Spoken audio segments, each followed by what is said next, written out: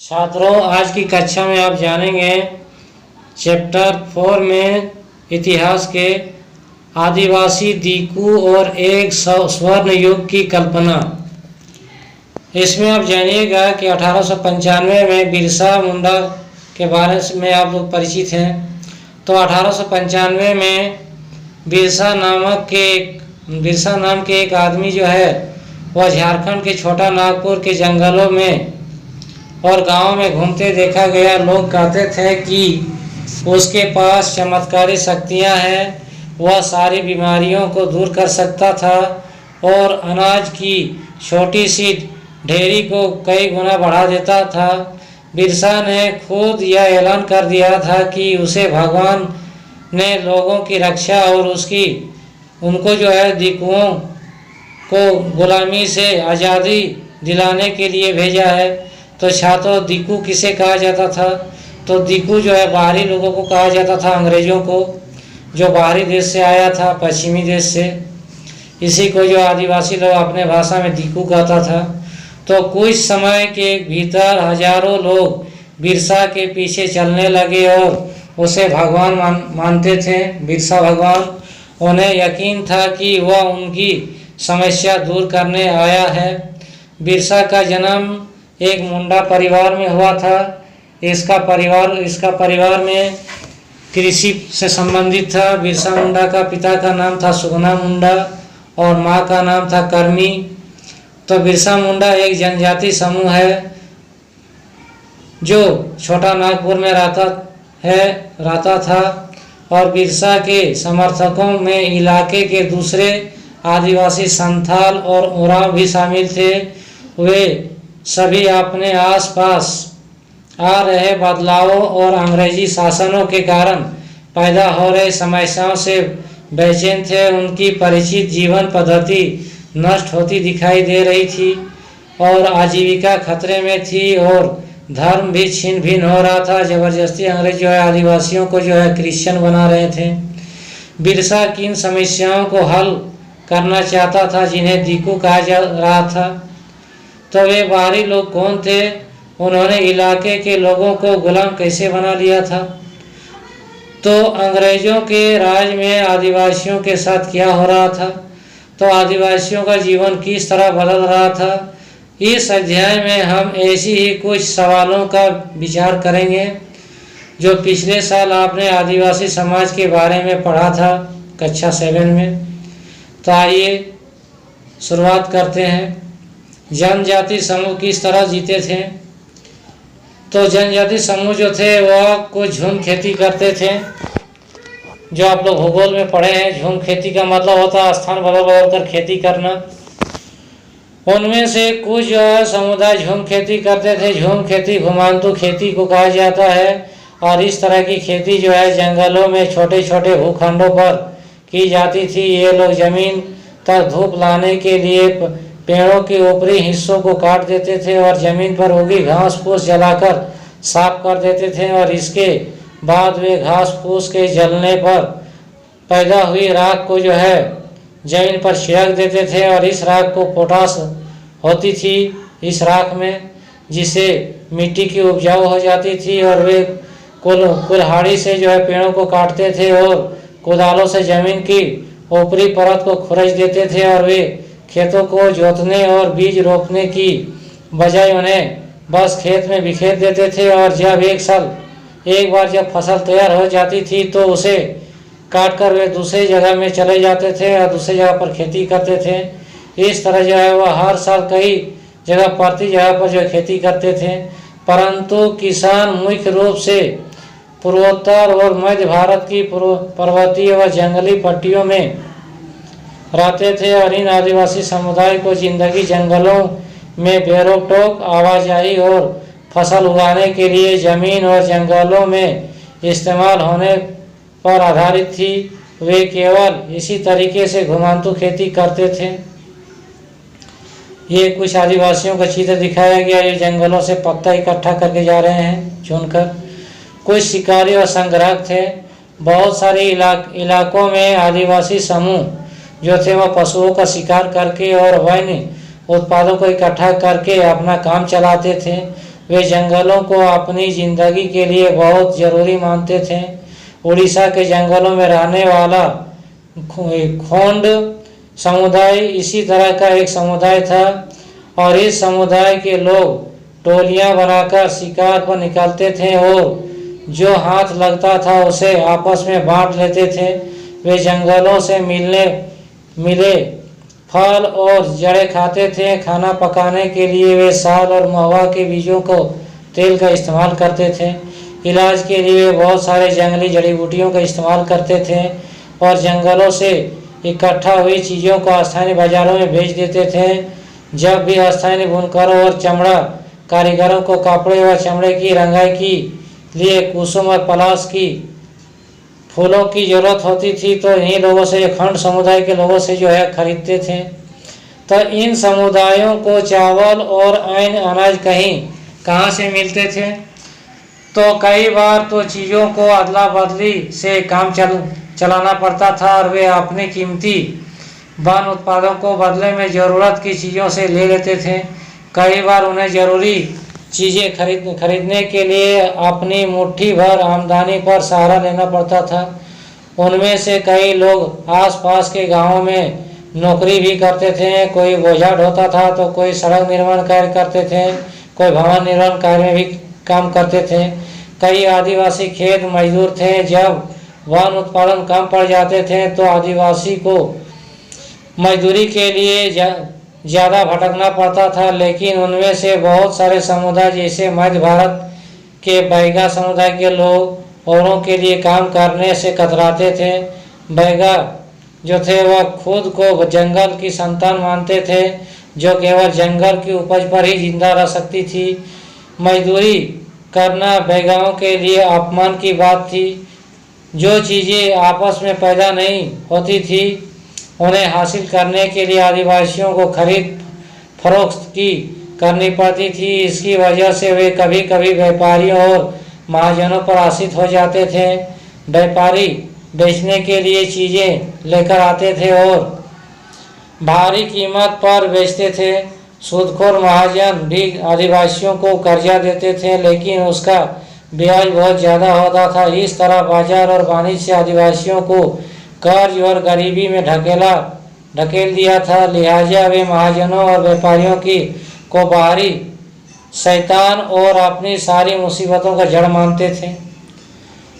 कुछ आदिवासी लोग जानवर भी पालते थे। बहुत सारे आदिवासी समुदाय जो है वह जानवर पालकर अपना ज़िंदगी चलाते थे। चरवाहे थे जो मौसम के हिसाब से मवेशियों या भेड़ों के रेवड़ लेकर यहाँ से वहाँ जाते रहते थे।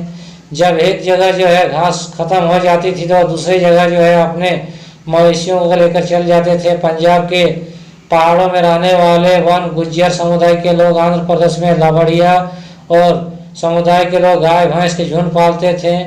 कुल्लू के जो है गद्दी समुदाय के लोग गडेरिया थे और कश्मीर के बकरवाल गुज्जर बकरवाल के लोग रहते थे। अगले साल इतिहास के पाठ्य पुस्तक में आप इसके बारे में जानिएगा, गुज्जर बकरवाल के बारे में। शिकार का वक्त, बुआई का वक्त और नए खेतों के में जाने का वक्त। तो क्या आपने इस बात पर भी ध्यान दिया है कि विभिन्न प्रकार के समाजों में रहने वाले लोगों को काम जो है और समय के बारे में समझदारी एक जैसी नहीं होती थी। वह विभिन्न क्षेत्रों में रहने वाले घुमंतु आदिवासियों शिकारियों की जिंदगी एक खास क्रम और मर्द औरत के बीच कामों में बंटवारे से चलती थी। ये जो दिखाया गया है आदिवासी महिला जो है लकड़ी ढो रही है। तो छात्रों, कुछ लोग एक जगह खेती करते थे। 19वीं सदी में से पहले ही बहुत सारे जनजाति कबीले एक जगह टिक कर खेती करने लगे थे। वे बार बार जगह बदलने की बजाय दर साल जो है एक ही जगह में रहते थे और खेती करते थे। वे हलों का इस्तेमाल करने लगे थे और धीरे धीरे उन्हें ज़मीन पर अधिकार भी मिल गया था। बहुत सारे समुदाय के लोग जो है छोटा नागपुर के मुंडाओं की तरह जमीन पूरे कबीले की संपत्ति होती थी। कुल के सभी सदस्यों को उन मूल निवासियों का वंशज माना जाता था जिन्होंने सबसे पहले आकर जमीन को साफ किया था, उसी का जमीन पर हक होता था। लिहाजा ज़मीन पर सभी का बराबर हक होता था। फिर भी अक्सर ऐसा होता था कि कुल के कुछ लोग औरों से ज़्यादा ताकत जुटा लेते थे और कुछ मुखिया बन जाते थे, और बाकी उसके अनुयायी होते थे जो ताकतवर होते थे। वे खुद खेती करने की बजाय अक्सर अपनी ज़मीन बटाई पर देते थे और लोग बटाई पर खेती करते थे।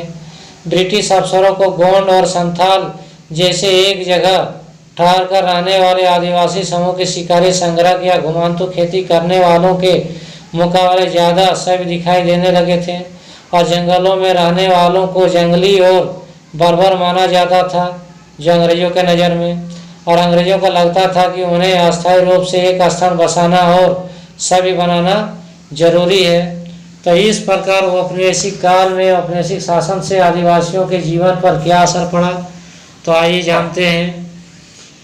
तो ब्रिटिश काल के दौरान आदिवासी समूह का जीवन बदल गया। आदिवासी जो है मुखियाओं का क्या हुआ, तो अंग्रेज़ों के आने से पहले खुद जो है बहुत सारे इलाकों में आदिवासियों में मुखियाओं का महत्वपूर्ण स्थान होता था। उसके पास औरों से ज़्यादा आर्थिक ताकत होती थी और वे अपने इलाके पर नियंत्रण रखते थे, कंट्रोल करके। कई जगह उसकी अपनी पुलिस होती थी और वे जो है जमीन एवं प्रबंधन के स्थानीय नियम खुद बनाते थे। ब्रिटिश शासन के तहत आदिवासी मुखियाओं के कामकाज और अधिकार काफ़ी बदल गए और उन्हें कई गांवों में ज़मीन का मालिकाना भी तो मिलता रहा, लेकिन उसे शासकीय शक्ति छीन गई और उन्हें ब्रिटिश अधिकारियों द्वारा बनाए गए नियमों का मानना शुरू कर दिया। इस प्रकार घुमांतु काश्तकारों का पर क्या असर पड़ा, तो इन लोगों पर भी जो उसी तरह असर पड़ा। ऐसे समूहों से अंग्रेज़ों को काफ़ी परेशानी थी, जो यहाँ वहाँ भटकते रहते थे और एक जगह ठहर कर नहीं रहते थे। वे चाहते थे कि आदिवासियों की तरह इन लोग को भी एक जगह इकट्ठा करके रखें। छात्रों, इस चित्र में दिखाया गया कुछ आदिवासी समुदाय के लोग जो है काम करते हुए खेतों में। तो अस्थायी रूप से वह एक जगह रहने वाले किसानों को नियंत्रित करना आसान था, लेकिन जो लोग एक स्थान से दूसरे स्थान भटकते रहते थे उन्हें नियंत्रण करना मुश्किल था अंग्रेज़ों के लिए। झूम काश्तकारों को अस्थायी रूप से बसाने के लिए अंग्रेज़ों की कोशिश बहुत कामयाब नहीं रही। जहाँ पानी कम था, वहाँ मिट्टी सूखी थी, वहाँ हलों की खेती करना आसान भी नहीं था, बल्कि हलों की मदद से खेती करने वाले झूम काश्तकारों को अक्सर नुकसान ही होता था। तो छात्रों, ये दिखाया गया धान का खेती करते हुए धान की रोपाई। वन और उसके प्रभाव क्या पड़ा, जैसा कि आपने देखा कि आदिवासी समूहों का जीवन जंगलों से जुड़ा हुआ था, अतः वह कानूनों में आए बदलाव से आदिवासियों के जीवन पर भी जो है भारी असर पड़ा और अंग्रेज़ों ने सारे जंगलों पर अपना नियंत्रण स्थापित कर लिया और जंगलों को राज्य को संपत्ति घोषित कर दिया और कुछ जंगलों को आरक्षित वन घोषित कर दिया गया। और ऐसे जंगल थे जहां अंग्रेज़ों की ज़रूरतों के लिए इमारती लकड़ी पैदा होती थी। इन जंगलों में लोगों को स्वतंत्र रूप से घूमने, झूम खेती करने, फल इकट्ठा करने या पशुओं का शिकार करने की इजाज़त नहीं थी। ऐसी सूरत में झूम काश्तकार किस तरह जिंदा रह सकते थे, इसलिए इनमें से बहुतों को काम और रोजगार की तलाश में मजबूरन दूसरे इलाकों में जाना पड़ता था। जैसे ही अंग्रेज़ों ने जंगलों के भीतर आदिवासियों के रहने पर पाबंदी लगा दी, उसके सामने एक समस्या पैदा हो गया। समस्या यह थी कि रेलवे के लिए स्लीपर बनाना, जिसके लिए बहुत सारी लकड़ियों का काटना था, और औपनिवेशिक अधिकारियों ने इसका भी एक हल ढूंढ निकाला। उन्होंने तय कर लिया कि झूम काश्तकारों को जंगल में जमीन के छोटे टुकड़ों दिए जाएंगे और उन्हें वहां खेती करने के लिए भी छूट दी जाएगी, बशर्ते उन्हें रहने को वन विभाग के लिए मजदूरी करनी पड़ेगी और जंगलों की देखभाल भी करनी पड़ेगी। इस तरह बहुत सारे इलाकों में वन विभाग ने सस्ते श्रम की आपूर्ति सुनिश्चित करने के लिए वन गांव बसा दिए गए। तो छात्रों, बहुत सारे आदिवासी समूहों ने औपनिवेशिक वन कानूनों का विरोध करने लगा और उन्होंने नए नियमों का पालन करने से इनकार कर दिया और उन्हीं तौर तरीकों चलते रहे जिन्हें सरकार गैर कानूनी घोषित करता रहा और कई बार उन्होंने खुलेआम बगावत भी कर दिया। 1906 में संगमा द्वारा असम में 1930 में के दशक में मध्य मध्य प्रांत में हुआ वन सत्याग्रह इसी तरह का विद्रोह था। व्यापार की समस्या यहाँ दिखाया गया है छात्रों। कपड़ा बुनते हुए हथकरघा बुनाई कर रही है। 19वीं शताब्दी के दौरान जनजाति समुदायों ने पाया कि व्यापारी और महाजन जंगलों में जल्दी जल्दी आने लगे हैं और वे वन उपज खरीदने, नगद कर्जा देने और आदिवासियों को मजदूरी पर रखने के लिए आ रहे थे। और इन सारे बदलावों से क्या असर पड़ने वाला था, यह समझने में आदिवासियों को कुछ समय लगा। और यह समझने के लिए आइए रेशम उत्पादकों की स्थिति को देखें। 18वीं शताब्दी में भारतीय रेशम की अच्छी गुणवत्ता सबको जो आकर्षित करता था और भारत का निर्यात तेजी से बढ़ रहा था। जैसे जैसे बाजार में फैला ईस्ट इंडिया कंपनी के अफसर इस मांग को पूरा करने के लिए रेशम उत्पादन पर जोर देने लगी। वर्तमान झारखंड में हजारीबाग जिले में जो के आसपास जो है रहने वाले संथाल लोग जो है रेशम के कीड़ों को पालते थे और रेशम के व्यापारी अपने एजेंटों को भेजकर आदिवासियों को कर्ज देते थे और रेशम का उत्पादन करवाते थे। 3-4 रुपये इसके जो है इसको मिलते थे, बहुत कम। और इसके बाद इन कृषि कौमों को वर्धमान या गया भेज दिया जाता था, जहां उन्हें 5 गुना कीमत में बेचा जाता था। तो इस तरह जो आदिवासियों से जो कम कीमतों पर जो है रेशम खरीद कर ऊंची कीमतों पर जो है एजेंट लोग जो कमाते थे। छात्रों, ये दिखाया गया है झारखंड के कोयला खदान का एक चित्र। बिहार में कोयला खदान श्रमिक जो अभी झारखंड में है, जो अंडरग्राउंड खाद का जो श्रमिकों को दिखाया गया है। काम की तलाश में घर से दूर जाने वाले आदिवासियों की दशा और खराब हो गई थी। बहुत सारे लोग तो खनन के कार्य कर रहे थे कोयला खदानों में, जो धूल भरी जिंदगी थी कोयला के डस्ट से।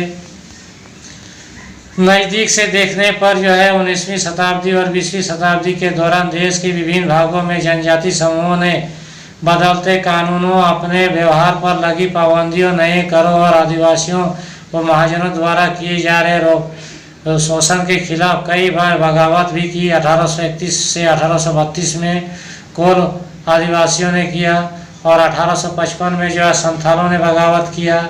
1910 में जो बस्तर विद्रोह हुआ, 1940 में महाराष्ट्र में जो है वर्ली विद्रोह हुआ। इस तरह बिरसा जिस आंदोलन का नेतृत्व कर रहे थे वह मुंडा विद्रोह का लाया, बिरसा मुंडा का आंदोलन। तो ये है बिरसा मुंडा के बारे में जानकारी, जानिए आप लोग। बिरसा मुंडा का जन्म जो है 1870 ईस्वी में हुआ था, दशक में। इसके पिता गरीब थे। बिरसा का बचपन भेड़ बकरियां चराते थे, बांसुरी बजाते थे और स्थानीय अखाड़ों में नाचते गाते बीता था।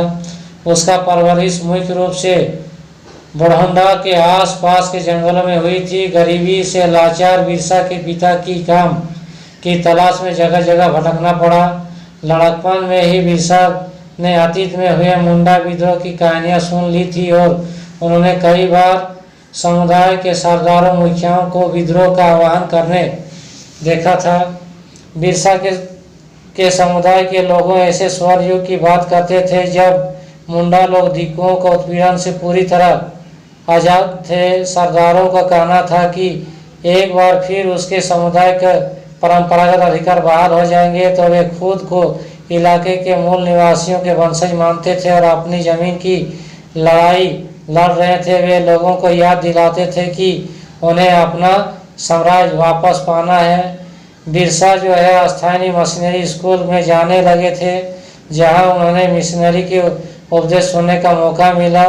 वहां भी उन्होंने यही सुना कि मुंडा समुदाय स्वर्ण का साम्राज्य हासिल कर सकता है और अपने खोए हुए अधिकार वापस पा सकता है। अगर वे अच्छे ईसाई बन जाएं तो अपना खराब आदतें छोड़ दे तो ऐसा हो सकता है। बाद में बिरसा ने एक जाने माने वैष्णव धर्म प्रचार के साथ भी कुछ समय बिताया और उन्होंने जनेऊ धारण कर लिया और शुद्धता और दया पर जोर देने लगा। तो छात्रों, आदिवासियों का जो है बिरसा मुंडा ने जो सिंह बोंगा का जो है सबसे बड़ा देवता माना, जो सूर्य भगवान को सिंह बोंगा के नाम से जाना जाता है।